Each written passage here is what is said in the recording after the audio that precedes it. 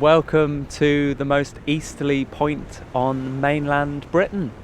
It's Ness Point near Lowestoft, basically in Lowestoft, Ness Point. There's a massive wind turbine just over there, and there is Minsk over there, 1,070 miles. Actually, the only reason I'm doing this is because I'm not cycling to Athens, and Athens is over there somewhere. I think it was about 1,400 miles, so just a couple of days ride basically. I am thrilled with how this morning has gone, even though it's 11 o'clock and I've done about 15 kilometers. I got a bulge in my tyre, which is possibly one of the more annoying things to go wrong with a bike. It's not that dangerous, but you're just slightly aware that at any minute the whole thing could explode. But I came to Lowestoft, and almost immediately I rolled down to the pier, and almost immediately this lovely guy, Tom, on his third career after being a detective in London and armed security guard at the nuclear power station, I'm not sure, power station of some description that's over there. He's now cleaning up the beach, picking litter, trimming hedges, that kind of thing. And on a morning like this, he looked like he had a pretty good job. And you know, he was just chatting to me and talking about his life and his cycling. He did the first, when London to Paris was sort of first opened up as a cycleway, he was one of the first people to do that. And a film crew in France captured the moment they crossed over into one of the towns in France. Really nice story. And he also recommended a bike shop called Dunx, which is just 500 meters over that way, the most easterly bike shop in Britain. They were very proud to tell me, but it's also a fantastic place to go, run by a guy called Duncan, who started off just going to auctions or going to car boot sales and picking up bikes, doing them up during the week and then selling them in his front lawn.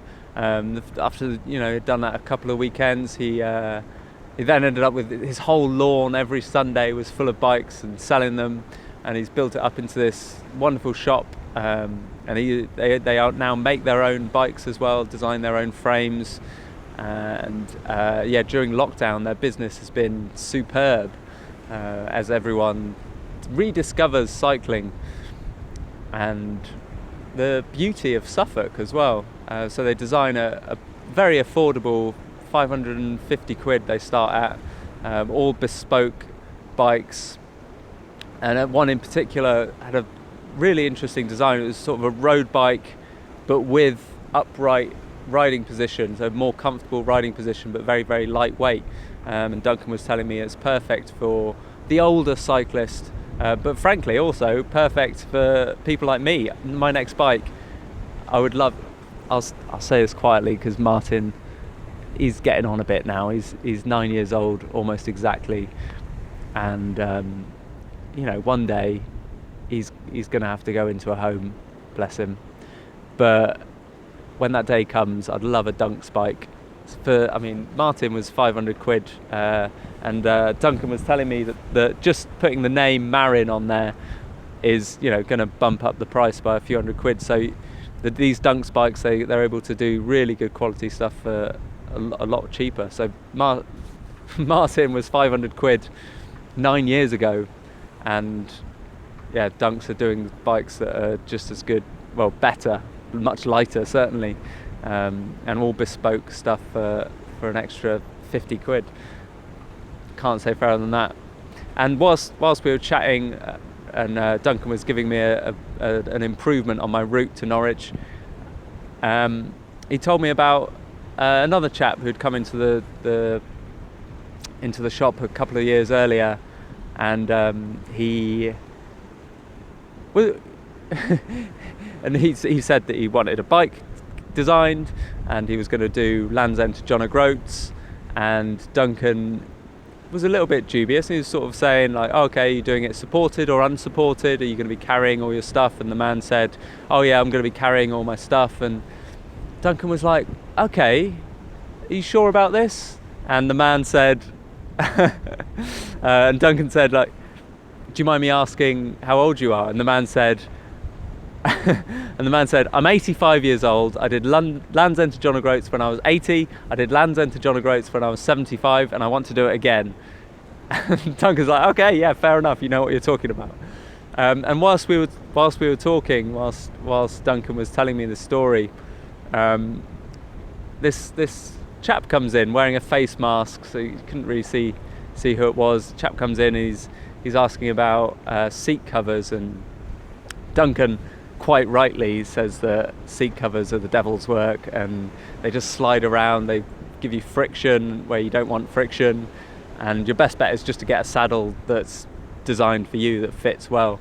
Anyway, so this older chap leaves without his seat cover because Duncan refused to stock them. And then he's just climbing back onto his bike outside, and Duncan says, hang on a minute, that's Peter. We haven't seen him in this shop for 2 years. That's the guy who cycled Land's End to John O'Groats when he was 85.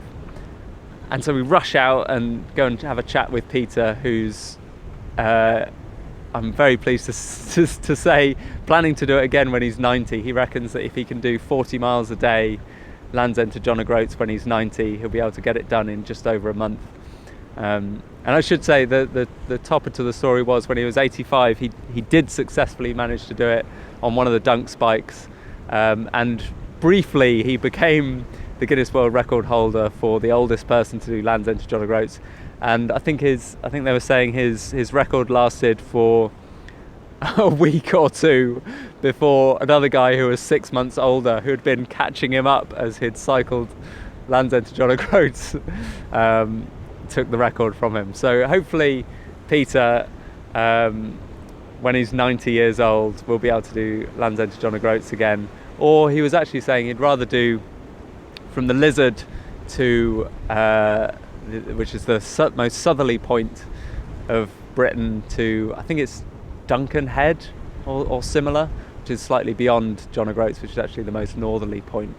So I'm very much looking forward to reading about him in the newspapers again, and myself getting to John O'Groats maybe one day, maybe on this new tyre that Duncan fit in about 5 minutes flat. So thanks to everyone at Dunx Cycles, thanks to Duncan, good stories, thanks and good luck to Peter, who's still doing 70 miles a week, and he's 86, no, he's 87 in a couple of days' time, so happy birthday to Peter as well. And now I'm going to cycle to Norwich.